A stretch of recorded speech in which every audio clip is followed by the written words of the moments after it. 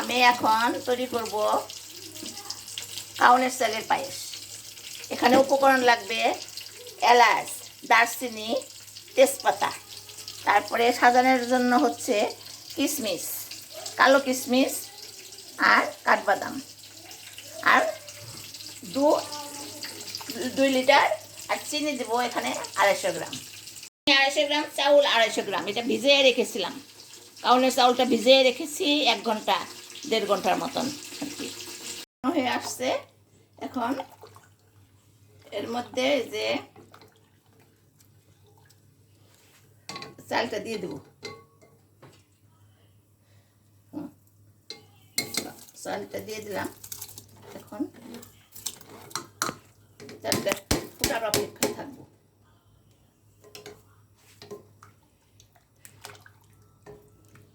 এখন আমি চিনি দিয়ে দিলাম 250 গ্রাম। হ্যাঁ, এখানে চাউলও কিন্তু 250 গ্রামই আছে, কাউনের চাউল। এখন দেব 1 চিমটি লবণ,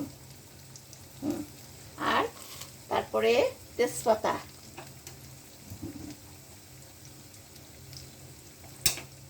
তারপরে এলাচ, দারচিনি, এগুলো দিয়ে অনবরত নাড়তে থাকবো।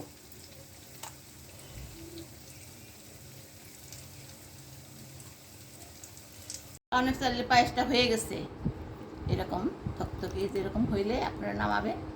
হয়ে গেছে। হ্যাঁ, তারপরে এখন সাজানোর পালা। এখানে একটা বোলের মধ্যে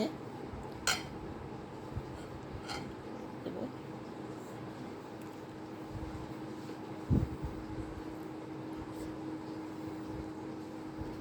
সাজাবো।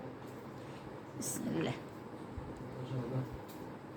পায়েস হয়ে গেছে, এখন যে সাজাচ্ছি।